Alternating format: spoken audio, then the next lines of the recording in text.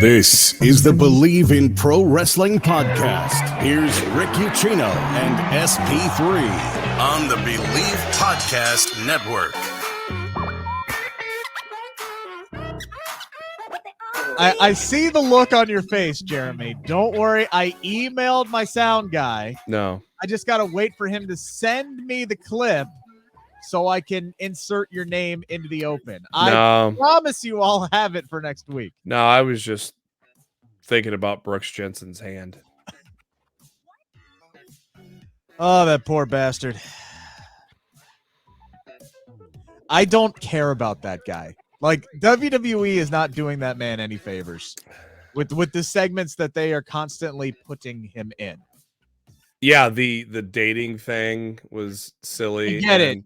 He's a virgin. All right. And now he's got the left hand warming up in the bullpen. Like, all right, we get it. He needs to go to Costco to get a family-sized crate of lotion for 8 to 12 weeks.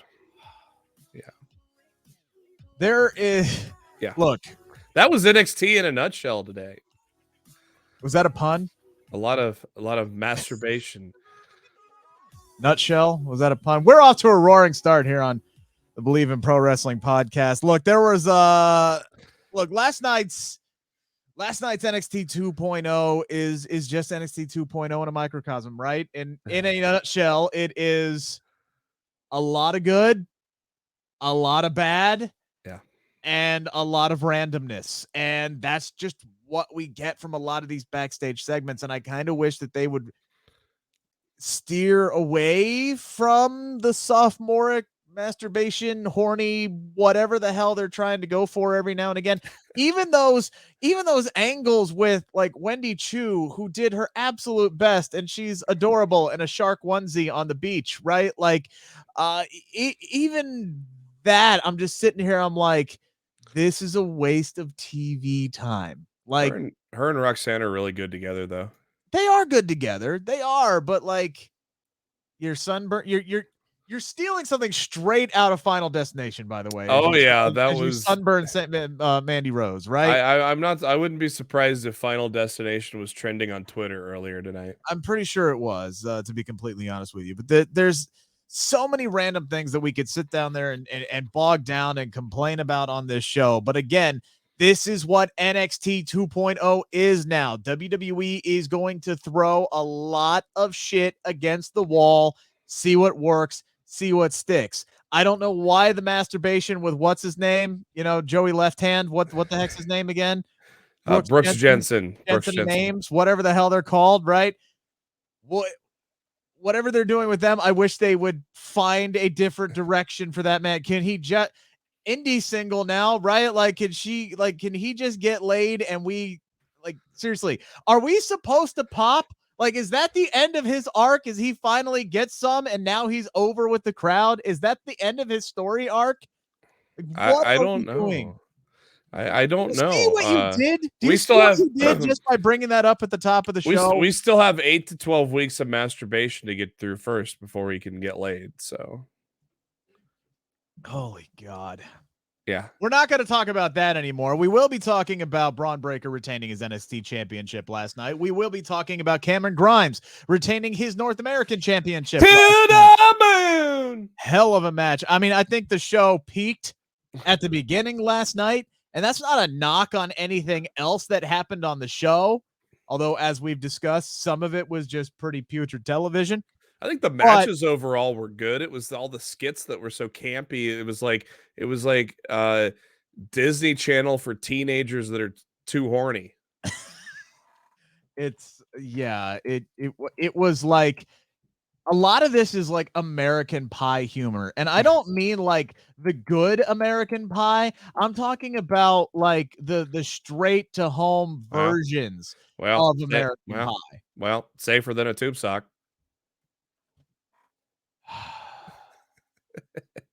I haven't watched the actual American There was Pie in a one while, so maybe skit, it doesn't hold up. I don't know. There was one skit that was good.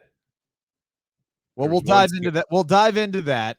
We'll talk more about NXT 2.0 as a whole, as a lot of people I've been seeing on Twitter have been talking about, just not being able to get invested in the brand. And we got a lot more that we're going to dive into as well. But first things first, got to thank our friends over at Bet Online, the continued #1 source for all of your betting needs and sports info. Find all the latest sports developments, including updated odds on the NBA and NHL playoffs, Major League Baseball fights, and even next season's NFL futures. Bet on the Bengals to win the Super Bowl. And don't forget, this weekend is the Run for the Roses. It is on at the Kentucky Derby.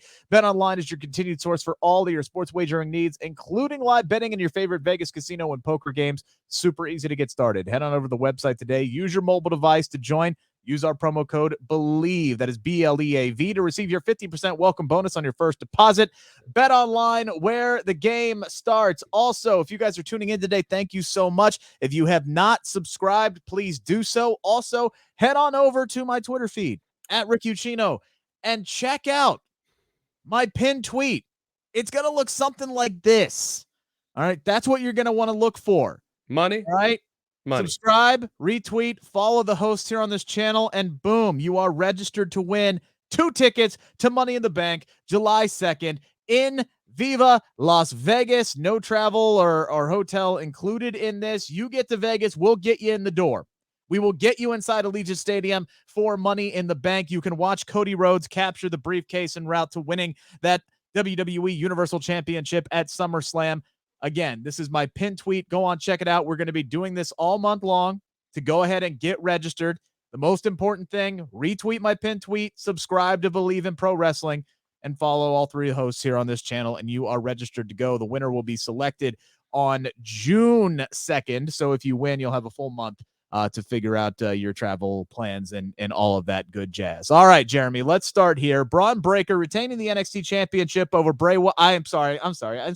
Over Joe Gacy last night. And seriously, the match was okay. A couple of rough spots here or there, but my goodness, it could not have been more apparent what they were trying to do with Joe Gacy last night, from him sitting on the rope and doing that whole bending backwards thing that Bray used to do, except Bray used to actually do the full crab, and Joe used the ropes to kind of help him out.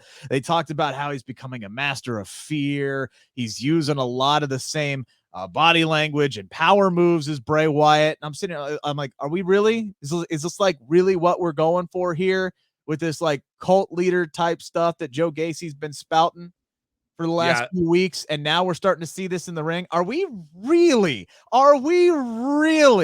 trying to recreate this? Am I the only one who saw this? No, I saw the turnbuckle thing.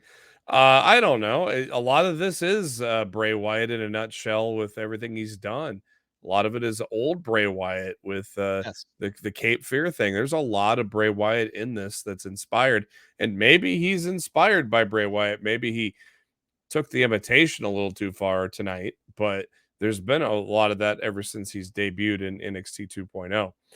I thought the match was pretty good. Gacy's a good wrestler, so it definitely was a serviceable title match. It wasn't the best match of the night by far, but it was pretty good.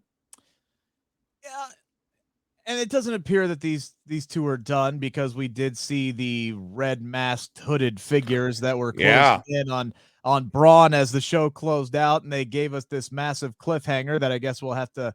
They've been doing this a lot lately, and the last time they gave us a big cliffhanger, it was just, we let his dad go. We were kidding. Everything's fine. We let his dad go. It's crazy kids. So it's going to be interesting to see. I can't even begin to think of who that is now, with everybody that comes and goes in NXT. I was going to say it could be a myriad of people that have now aligned themselves with Joe Gacy. The next crop of NIL talent that they're going to be trying and shuffling in. Look, there's a lot of new talent, right? This is part of what we're going to be talking about later today. With NXT 2.0, it's going to be very hard for people to get invested in this, because there's going to be so many new faces that are coming. We're starting the women's futures tournament next weekend, so we're getting eight new women on the show. The only one we've really been introduced to, some of them we know. If you're a hardcore wrestling fan, some of them we know already, but we've only really been introduced to Roxanne Perez. Well, we've had Tatum Paxley. They had that little thing with Ivy Nile in the Diamond Mine. Obviously, Fallon with Briggs and Jensen, the masturbating guy, and the other guy. Yeah, and she's gonna like give her contract to her horse or yeah, something like that. Yeah. Unless a goat comes out of nowhere and intercepts it and eats it, then Yeah. that might be good TV though. I mean, Man, they are just coming up with gold for all three members of that program there. But there's going to be a lot of fresh faces who are coming in and out. But look, you know who the top level stars are on this brand right now. It is Bron Breakker, and if look, Cameron Grimes is still the North American champion, but still the A+ top level second prospect on this list, 1A, 1B. If it's Bron Breakker, it's still Carmelo Hayes. Those three gentlemen, along with Solo Sikoa, absolutely stole the show to open up that North American title match last night. There were so many times the false finishes were incredible that I thought that title was changing hands until eventually Cameron Grimes did sneak out a win here. Solo Sikoa getting the pin. This is something that we've talked about multiple times already. I've seen people who agree on Twitter, get that man up on the main roster, get him in the bloodline immediately. I don't see much use for him left in NXT. And that's part of the thing, right? If you're ready, you're ready. Let's move him up to the main roster. You can't tell me you don't have anything for Solo Sikoa when his entire family runs the entire main freaking roster. Let's infuse some new blood into that. All right. And let's open up some time for some other these new talents that are going to be coming in. As far as Carmelo Hayes, man, I think he's got to be tagged for Bron Breakker sooner rather than later. And now, this opens up Cameron Grimes to take on some new challengers. Maybe Carmelo Hayes one more time because he wasn't pinned. But overall, this is a great way to open up a show. Yeah, I don't know if I would continue the Grimes and Hayes thing. They've been doing it so much. And I think Grimes needs a new direction. He's been very kind of boring, vanilla, and stale ever since he won that title. Obviously, he had something to shoot for in the ladder match to win it for his father. But ever since he's won that title, he's been very vanilla, not as the interesting character that we know him to be. I don't know who really you would step up to have next. So you might almost have to put Carmelo Hayes in there again. Frazier. Yeah, he was very impressive tonight. But when you look at the oh god, it's probably going to be Von Wagner. Watch it be Von Wagner and in a program with Cameron Grimes next. Just watch it. I would love to see Wes Lee be in a program with Grimes and end up having a title match there with those two guys. Yeah, we didn't see anything out of Wes Lee tonight. I think he would be a good candidate. Hell, if you're going to hang on to him, Roddy Strong, right? That would be probably an option that you could do there with Cameron Grimes as well. Duke Hudson needs something to do. I mean, you got Santos and Tony D who are doing their own thing right now. We'll talk about them coming up here in a little bit. Yeah, man. Other than that, I don't know who's quite ready. Maybe Zion Quinn, but here's the other thing. Maybe you could get Fabian Eichner back there doing his own like solo thing and kind of inject him in with Cameron Grimes in some way, shape, or form. But I'm wondering if he was one of the guys under the hood. Not the direction that I would go with Fabian. He's gonna need a new consigliere, so maybe I would put him with Tony D. But true, the direction I would go is a main roster with Gunther. But yeah, that would have just made sense. But Vinnie Mac is probably like, well, why would I pay 3 dudes when I can just get the same effect with 2 dudes, right? Yeah. I don't know that for sure. I'm just wildly speculating as you do on this. But regardless, these 3 guys tore the house down. I'm not so necessarily thinking they made the wrong choice here because, again, I think this opens up Carmelo Hayes to go after Bron Breakker, which is something that I think they should do sooner rather than later. Opens up Solo to move up to the main roster, which they should have done yesterday at this point.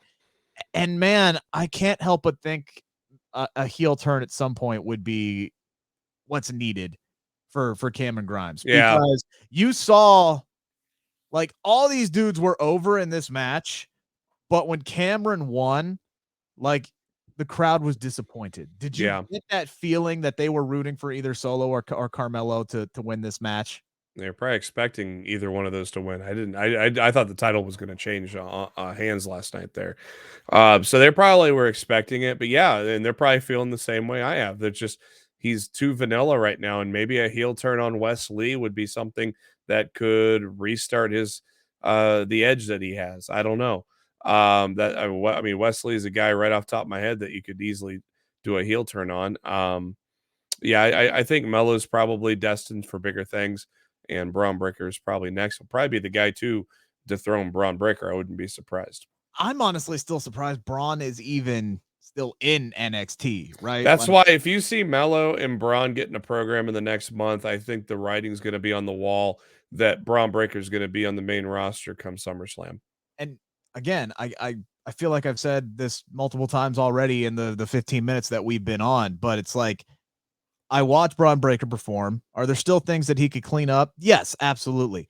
I watch Carmelo Hayes perform, and I'm going, ain't a lot of holes in that game. That's the reason why he's Shawn Michaels' boy. Right? Like, at what point do you just go, all right, does he really need to win the NXT championship?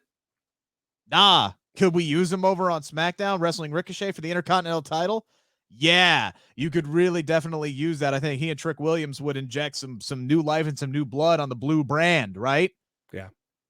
At what point, if you're WWE, do you start looking at this and going, all right, sometimes you got to call people up to the major leagues before you thought you might be ready for them.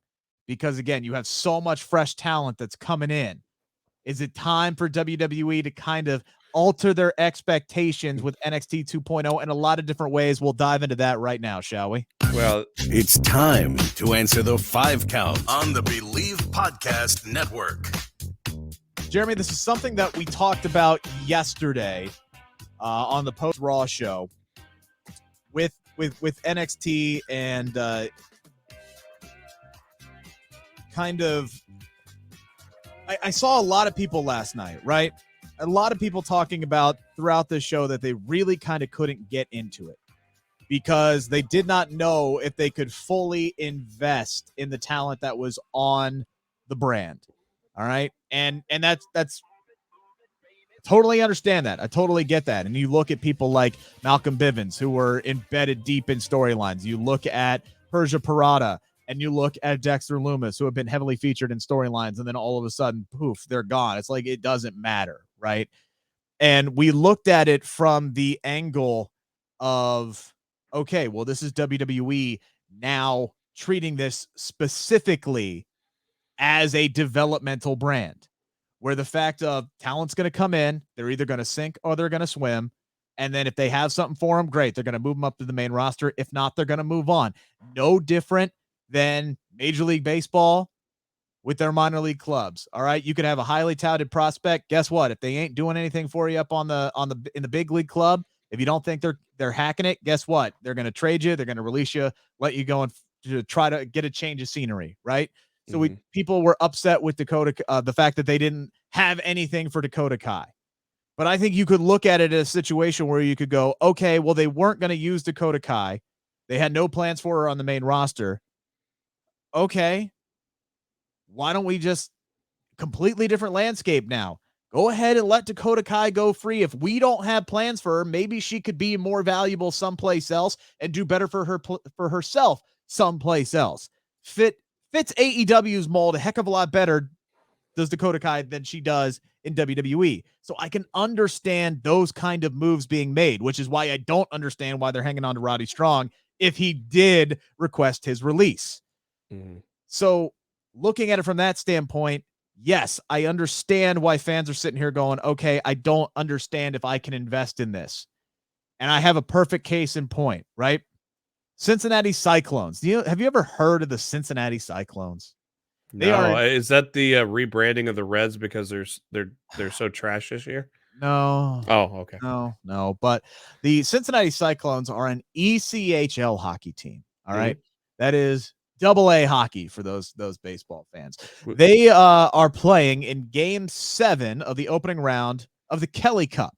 All right, which is the ECHL version of the Stanley Cup. All right. They're playing in Game 7 of the opening round against the number 1 seeded Toledo Walleye. I hate that I know this much about ECHL, but I do. I'm actually wearing a Cincinnati Mighty Ducks jersey. This is a debunked franchise. But anyway, so. Well, speaking of defunct franchises, look what I'm wearing. But case in point, right? Before Game 7, the goaltender for the Cyclones was called up to the Buffalo Sabres. Oh, And he was damn. supposed to be back in time to play in Game 7. It was supposed to be like an emergency thing. But then instead of that, they decide not to send him down to Cincinnati, but to send him down to Rochester. So last night, Cincinnati, I don't know what the final score ended up being. Cincinnati had to play the number 1 team in the ECHL playoffs without their starting goaltender. You want to know why? Because Cincinnati doesn't matter in the grand scheme of things when it comes to the Buffalo Sabres. They don't care, which is why it is hard for fans to get invested in a minor league product, because they know they aren't what actually matters to the major league franchise. So when you sit here and you put on a developmental brand with NXT, and you're going to constantly shuffling in new talent and moving up to the main roster, possibly changing their character and this, that, and the other thing, when they do get up there, their name, their music, everything that you could get invested in. If you're sitting here saying, I don't know if I can get fully behind an NXT brand like that, totally get it. Looking at it from the other standpoint, after that long explanation there that I just rolled down, is it time for WWE to kind of temper their expectations for this brand? I'm not saying that there's anything wrong with what WWE is doing from a business standpoint if the model is to make Raw and SmackDown as successful as possible. But I don't think at the same time they can expect the fans to get fully behind the talent that's in NXT and tune into this show on a regular basis if it's going to be a constantly changing landscape. And that's probably why they're infusing all these main roster talents into NXT, which started with AJ Styles, then came Dolph Ziggler. Now you got Natty. Now you got the Viking Raiders, and it's only gonna increase from here, because you're gonna see people disappear, like the ones that got fired, and you're gonna see the people get called up, like Bron Breakker, Carmelo Hayes. Those are gonna be 2 guys that you're gonna be on the main roster by the end of the year, probably.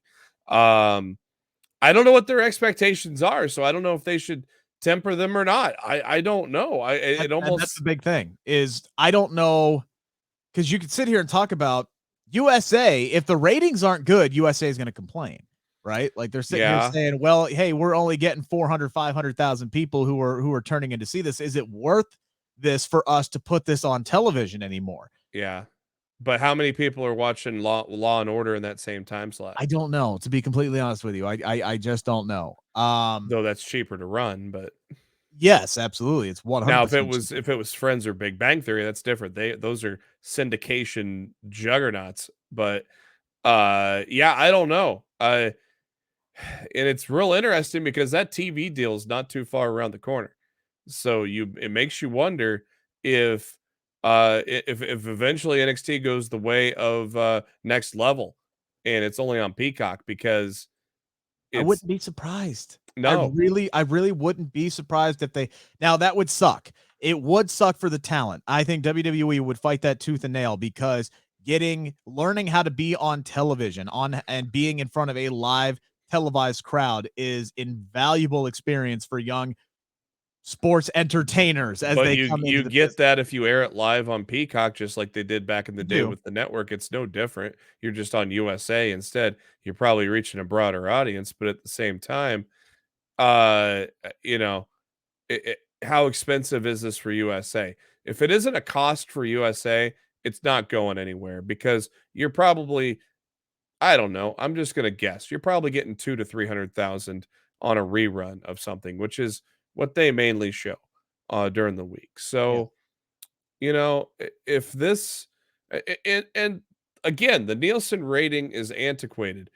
The brand awareness, the sponsorships, the social media clicks, though granted, my God, if you look at Twitter right now, NXT was sitting at 25 just 20 minutes after the show ended. NXT has been performing very poor on Twitter recently, but there's still a reach. There's still YouTube. There's still a lot of things that benefit USA by putting them on live Tuesday nights. So as long as the cost is not a burden, I don't think it's going anywhere. But if that TV deal comes around and they feel it is a cost burden, this baby's going right to Peacock. And here's the other thing: Raw's not performing great right now, which is like No. disappointing because Raw has actually been the much better show when comparing the two main roster shows. Raw Lately, has yeah. been consistently better pre-WrestleMania and especially post-WrestleMania.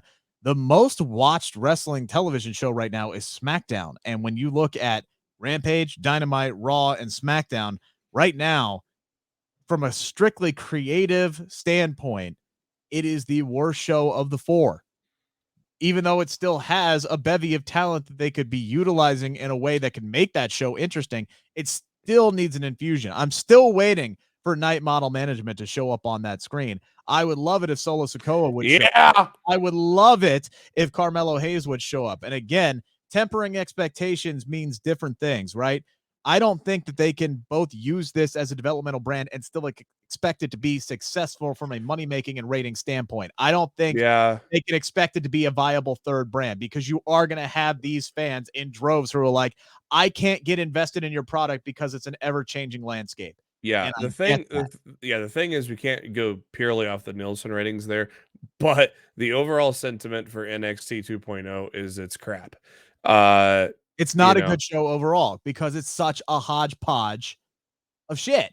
and It's such a without explanation, Raw and SmackDown seesaw at least 2 to 3 times a year on what's the better show. They can never both have good shows, and it's baffling how they that's the case. always overcompensate in the draft. They Yeah. always overcompensate. And Fox screwed up. Fox screwed up because they were basically like, look, we want Roman and we want Charlotte and we don't care who else we get. Well, now it's starting to show. And right? now we're getting bland. We're getting a bland feud with Ronda Rousey, and people are starting to tire of Roman. Though it's been the best story told by WWE in the past 10 years, people are starting to get tired of it now. But if you do have that obvious plan of Cody winning in July and cashing in at the end of July, maybe, maybe that shakens things up. But we don't know what they're doing with the titles. Are both going to be on the line? Are they only going to do one? Is Drew going to take the Universal and Cody take the WWE? We don't know because WWE probably doesn't know. And that's what's hurting Roman Reigns right now is the fact that WWE doesn't know what they want to do with the titles right now. Yeah, and look, the main roster has its issues. NXT 2.0 definitely has its issues, but from a grand scheme of things, I understand what WWE is doing with NXT. They are trying to build the next generation of stars. And again, when it comes to expectations, usually in the past, right, the way that they operate is they let these guys develop in the quote unquote minor leagues for a while until they deem them ready to come up. But if you are going to go to this recycle in fresh talent NIL deal people who are going to constantly coming in and you're going to be recycling dudes every 90 days to 6 months or whatever it's going to be. I don't think you can afford to keep guys like Bron Breakker and Carmelo Hayes down there. If they're ready to go, let them come up to the main roster and just go where you're going to get more eyes on them, because I don't think you're doing any favors right now by keeping Carmelo Hayes in NXT 2.0. There's not really a whole lot of, like I said, there ain't no holes in his game, man. He don't miss. Yeah, the problem is with these NIL people, they don't have any experience, and you can't just get into the ring 90 days later. It takes 2 to 3. Look at Simone Johnson. How long has she been there?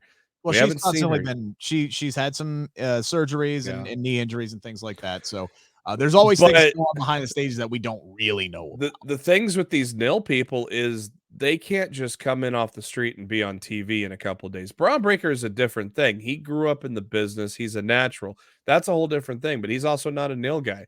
Gable Steveson, who knows? Is he going to be the next Angle? Sure, Angle rose up quickly, but let's not forget Angle wrestled for like a year before he came to the WWE. So while his ascension looked fast, he did have some time in the indies before he came up. Gable Steveson has not had any time in the indies. So, is he even going to be ready by Mania? Will he even look good at that time? That's the thing with these nil people, because you can't just come in fresh and be a star in professional wrestling. It takes a couple years to get there. Right. But in the case of if you've got guys who are naturals and are ready to go and could help you up on your main roster, which again, is the whole point of doing this system, is to build the next crop of young stars for your main brand. If they're ready to go, bring them up, man. Help out the main roster right now. If you're a Major League Baseball team and you're in contention and your top prospect is killing it in AAA and you got an injury or a hole on your roster, guess what you freaking do? You call them up to the main roster. Be damned what the hell's going down in AAA. At the same time, if you have this 90-day improvement model that we've learned about, are you really going to develop a lot of stars that come out of nowhere? You didn't get. I am firmly behind the fact that WWE didn't give Parker Bordeaux enough time, and he's a nil guy. They didn't give him enough time, but they said, "Oh, They 3 didn't do him any months." favors with the gimmick either. No, but yeah. Look, 3 months. Okay, you're out. They looked at that He was there 3-month for a model. year. Now he was there for a year, but again, this is going to be, again, with these NIL people, it's going to be, they got so much new talent they don't know what to do with it. They feel like you're not cutting it. That's fine. If you need development, they'll keep you there. And by the way, you talk about people, you need to wrestling people with experience.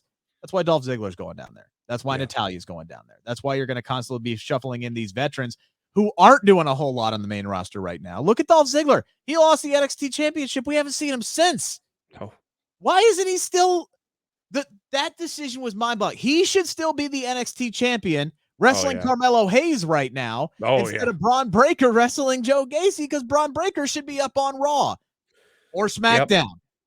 Yep. I don't know why they decided to go ahead and maybe they just decided, hey, maybe we might be rushing Braun a little bit here, but at this point, man, let him cut his teeth up on the main roster. I don't know what we're doing there. So this was an interesting episode last night on NXT for bad reasons, right? Because we wanted to see how they were going to go about addressing the elephant in the room of Malcolm Bivens no longer being there, how they were going to address Persia Pirotta and Dexter Lumis no longer being there, 3 stars who were heavily involved in storylines in NXT 2.0, and we got kind of a mixed bag. No mention of Malcolm Bivens whatsoever on this show, subtle or otherwise. And then we got kind of this very quick, very obvious, very simple little backstage segment between Duke Hudson and Indy Hartwell, where Indy's looking all sad at her wedding ring, and Duke comes in and he's standing next to her and he kind of tries to go in and make a move on her, and she's like, "Get the hell out of here." We all knew, right? We all knew they were addressing it. I think that's about as simple and as much as nothing needed to be said. You didn't have to go, "Oh, my poor husband is no longer here." We get it. We know. Yeah, we know Dexter ran off with Persia. So yeah, we all know what happened. You didn't need to tarnish the legacies of these 2 characters and everything and all the work. You didn't have to sit here and ignore it and make us forget that anything that these 2 and those 4 have done over the last few months ever happened, which is why I think number 2 here on the 5 count, better way to go. No mention of Bivens or the Duke Indy almost moment in the locker room. Which one was better? I'm almost considering Duke and Indy being the way to go here, because it was subtle enough, but it was also obvious enough. It addressed the elephant in the room. We all knew what was happened, and they didn't insult their audience by acting like none of what we watched over the last few months actually happened. We know those stars are gone. Now these 2 can move on. Yeah, I also think they did the exact same thing with Diamond Mine without outright saying it. Roddy came in and said, "I'm the leader now." And that's basically saying he got rid of Bivens is kind of the story way. So they kind of backdoor did a way of saying he got rid of Bivens with him saying, "I'm the leader of Diamond Mine now." Just like it made it obvious that Dexter and Persia ran off together for no reason, but hey, they're fired now, so we got to do it. So I think they told us what happened without telling us what happened. And I think that's honestly the best way to go. And other than, other than Roddy, like just flat out saying, "I fired that loser, Malcolm Bivens," which would have pissed off your audience. Yeah. What else are you going to do in that situation? The reports were that there were a lot of producers in WWE NXT that were really, really pissed off at the fact that these 3 were let go because they were so heavily involved.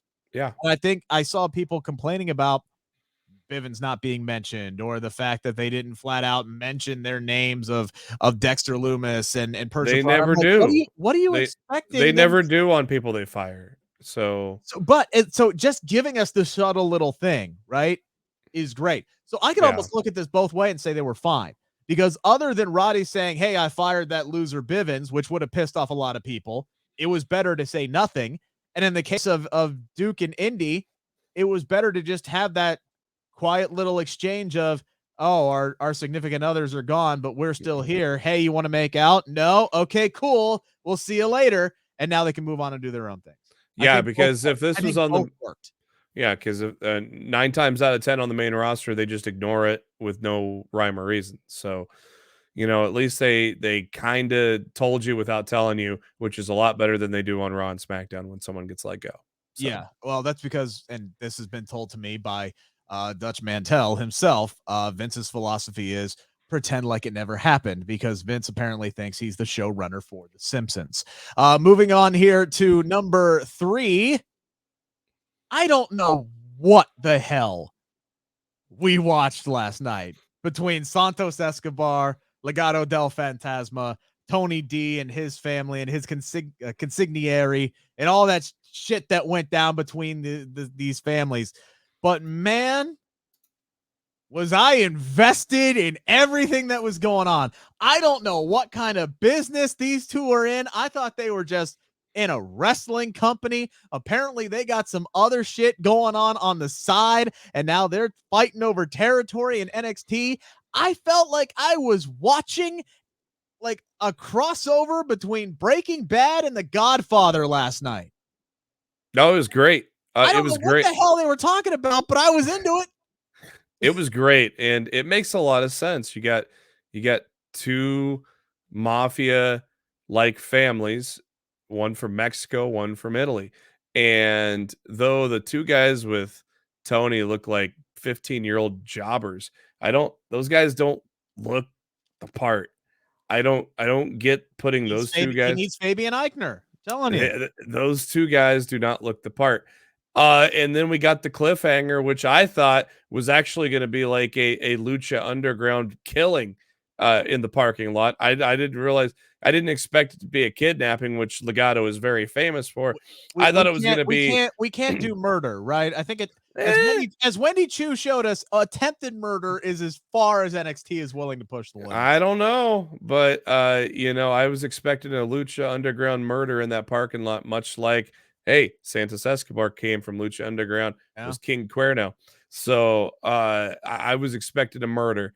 But yeah, we'll see. But hey, it's a cliffhanger. I thought it was an interesting sit down. I liked all of it. Question here, number 3 on the 5 count. Is this the most compelling television in all of NXT 2.0? Is this what you're most invested in right now? Is Tony D and Santos Escobar? Man. Well, it's a lot better than masturbation for 8 to 12 weeks. That's a cut. I'm just pulling that out. All right. So you just said pull out. It's better than the Disney Channel stuff we got, though it's nice watching Toxic Attraction frolic around the beach in their bikinis. It's better writing than what we got, though. I love Wendy Chu, and her and Roxanne are great together. Yeah, of all the sidebar crap we got tonight, this is the best sidebar crap of all of it, because that bar is pretty low with everything else that was done tonight. Yeah, again, I kind of just wish I knew what they were. Like, they're talking about breaking up territories and this, that, and the other thing. Anybody who's watched a mob movie knows what that means. But what does that mean in NXT? What does that mean in professional wrestling? I don't know.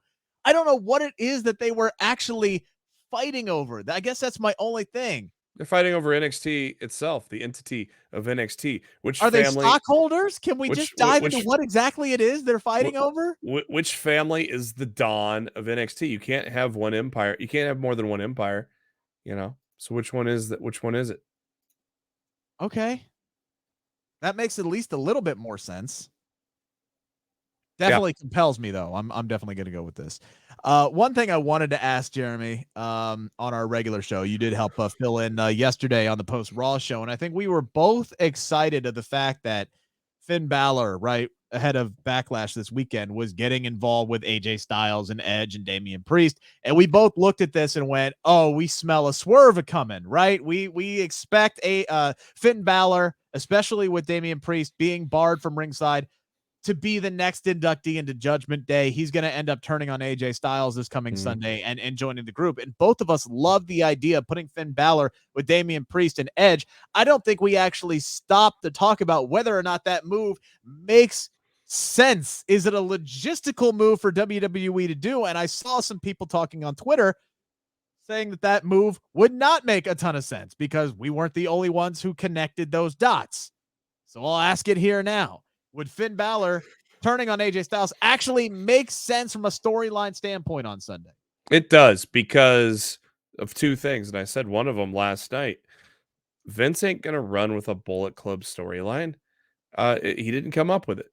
Two, these two guys were the alphas of the Bullet Club in their time in the Bullet Club.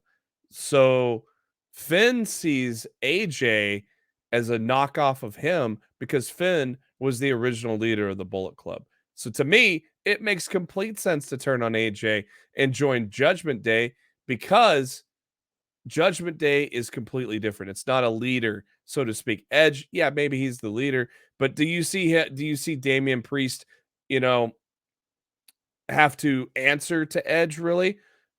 It's not equals, but it's not a complete leader situation, if you know what I mean. It makes sense to me just because I don't think Finn trusts AJ, so he's going to take the first shot. And where else do you go to have backup for that than Damian Priest and Edge?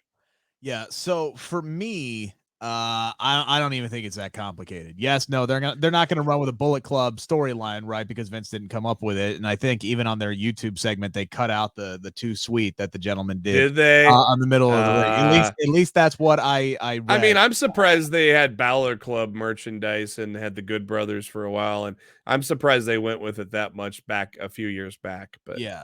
For me, I look at this as a very simple storyline with Finn Balor. It has nothing to do with Bullet Club. It has nothing to do with AJ Styles. It has nothing to do with the fact that Damian Priest has been beating him up like a rag doll for the last few months. So why would he join up with Damian Priest and Edge? Because Finn Balor's tired of getting his ass kicked. He had this glorious run in NXT where he was the champ. He was on top of his game. He was the best that he had ever been since before he won the Universal Championship all the way back in 2016. He was back to being the prince. He was great. And then all of a sudden he comes back up to the main roster. And what happens? The demon goes up against Roman Reigns. The damn top turnbuckle breaks out from under him. He gets beat by Roman Reigns at Extreme Rules. And then it has just been a constant battle to try and find solid footing, whether it's been on SmackDown. He gets drafted over to Monday Night Raw. Yeah, he wins the United States Championship, but then he doesn't even get on WrestleMania. It ties in perfectly with Edge and Damian Priest, who are two guys who believe that they are better than where they currently are in their careers, who believe that together they can excel and get to where they need to be and where they deserve to be in the company. And the same thing is going to go down with Finn Balor. He's going to look at this and go, I'm better than where I'm at. I should be on top of the world with these guys. I should still be United States champion. I should be WWE Universal champion. I should be booked on frickin' WrestleMania. And that's why he's going to align himself with Edge, because he feels like Edge can help him get to where he should be in his career. And that's what makes this Judgment Day faction unique, because Edge is not going to wrestle every day, every week, every pay-per-view even. No. So he's a player coach. He's a player coach. That's where there's room for Finn to be the guy in this group, because there's not that dictatorship thing. This is a guy and then another guy in Damian Priest that saw what Edge saw and aligned himself with him. Edge is not controlling Priest. Priest is working for himself, but still, you got your back there. So it's not a total, I'm the leader, I'm bossing you guys around, you do my bidding. If you don't, you're going to get kicked out. It ain't like that with Judgment Day, at least from what we've saw so far before. So Finn could be the top guy in Judgment Day by turning on AJ. Potentially, yes. I think that also could be Damian Priest as well. I wouldn't be mad if they actually keep this group together for a while because, and this is something that SP3 has brought up, because I brought up something similar with next year, not knowing how much longer Edge has in the tank, having Edge and Damian Priest kind of be the match at WrestleMania next year and put Damian over in a big way and solidify him as a top single star. That would be the end game with this group. But as SP3 rightly brought up, when I said that is, all WWE ever does is put groups together to break them up. How many times, reportedly, have they tried to break up RK Bro already? And that is their most over act on Monday Night Raw right now. Yeah. The last 5 women's tag team champions broke up after they lost the titles. Like, WWE loves to break up factions and loves to break up tag teams. Hell, the one group that they've never been able to break up, they just decided to say, screw it, and we're going to put you on separate brands in the New Day for 2 years. Yeah. So. And what do you consider the greatest faction in the past 10 years in WWE? New Day, easily. Okay. What else comes to mind? For the last 10 years? Yeah. Undisputed Era, I think, deserves some credit there. I mean, Bloodline, obviously, with what they've done over the last 2 years. I feel like there's a huge white whale that I'm missing, though. The Shield. Oh, yeah, that would be the one. How long did they last? They only lasted less than 3 years. Yeah. And WWE doesn't invest in long-term stables like they should, where AEW has already built that. I mean, Dark Order's been there since the beginning. Jurassic Express, though, unfortunately, they didn't re-sign Marco, and Christian's going to turn heel at any minute now. AEW is the anti-WWE. All they are tag teams and factions. Yeah, they're the anti. Both of those guys both those companies could use some leveling out, I think. But AEW's roster is so stacked that they decided to put, like, remember when Danhausen came in and they just basically were like, oh, hey, we're going to put you with the best friends because that makes sense. Now, all of a sudden, we might be getting Hookhausen. Hell yeah. Hookhausen! Give it me to me. Put it in my veins. Very nice. Very evil. Yeah. Yes. Speaking of AEW, news broke yesterday that they are looking into a new show. No, not a wrestling show. A reality show. That is going to be very, very similar to Roads to the Top. I'm wondering, Jeremy, why would they need a replacement for Roads to the Top? But this would basically be following the performers, behind the scenes and showing them, their everyday lives and on the road travels and trying to win championships and this, that, and the other thing, yada shit, blah, blah. So at the end of the day, it's a total divas level, like, reality show for the AEW locker room. And then they have a list of names: AEW friends and enemies, Fight to the Finish, To the Match, Road to the Belt, Breakout, All Access, The Climb, On the Ropes, Uprise, and then Grit and Glory, which, by the way, WWE literally used that name in a segment on the Bump with Samoa Joe. So maybe, take that one off the list. I don't know if WWE still owns it, but regardless. The fifth question here on the 5 count to close out. Do you like the idea of a new AEW reality show? Will you actually watch this damn thing, and what would you name it? I do, because I think it's going to be a mixture of being the elite and some various people's vlogs, like Sammy Guevara, Ethan Page are a couple of the best ones out there, where you see behind the curtain. Hey, I just named it AEW Behind the Curtain, because if you if you look at this list of names, this looks like 4 different types of shows. This doesn't look like a name for the same type of show. I mean, I don't know where they're going with this, because it feels like a couple of these are wrestling based, a couple of these are backstories, a couple of these are backstage stuff, a couple of these are, let's look at some younger talent. There's not a focus with all those names. So I don't know what kind of show they're actually going to give us. So if they're going to give us something like Roads to the Top without maybe some of the, scripted reality show stuff. Well, that's the thing, man. All reality TV is scripted. Yeah. Because you have to have conflict, right? You have to have conflict. You have to have something happening. Nobody wants to watch a reality TV show about my life, right? Because all I do is watch television and cook dinner for my kids. Like, no, that's not going to get ratings. It's Yeah. a controversy driven business, as Becky Lynch would say, right? Well, so maybe they make it like BTE and show backstage stuff, and then just I don't know. It's a, but I mean, I'm always all for any kind of behind the curtain type of deal, no matter what the wrestling company is. I'm pretty sure I'd check it out just like I did Rose to the Top. And there were parts of Rose to the Top that I liked. But at the end of the day, it's going to be another reality show to me. It And was a I'm just gonna tune out real lower, quick. it was a lower rate Ms. and Mrs. It was not as I good. can't Like watch Ms. and Mrs. either. Like, the to be honest road, with you. I the think I've watched like 2 roads, episodes. the roads part of things when they go away from the business wasn't that interesting to me compared to what Ms. and Mrs. does. Ms. and Mrs. does. When they did behind the scenes stuff at the arena and things that and included other wrestlers, I thought that part was cool on Roads to the Top, but some of the other stuff just wasn't interesting to me at all. Yeah, this ain't for me. But then again, not everything is for everybody. And Ms. and Mrs. still does a hell of an audience, right? Like, reality TV shows still do good numbers. And those pull in different people, and that's what they're trying to do is pull in a Right, different exactly. segment of the crowd to try to eventually convert them to Wednesdays and Fridays. Yes. What'll be interesting is when this thing kicks off, what does better ratings? Because it's going to be on Tuesday nights, going up against NXT 2.0. So it's. I was wondering if I thought you were going to put it against Rampage. No. We appreciate you guys listening to all 51 minutes of this half-hour podcast. Tomorrow, 7 a.m., myself, SP3 returns, breakdown AEW Dynamite. We'll have a new Ring of Honor Women's Champion, Deonna Purrazzo, Mercedes Martinez, duking it out tonight. Looking forward to the show tonight.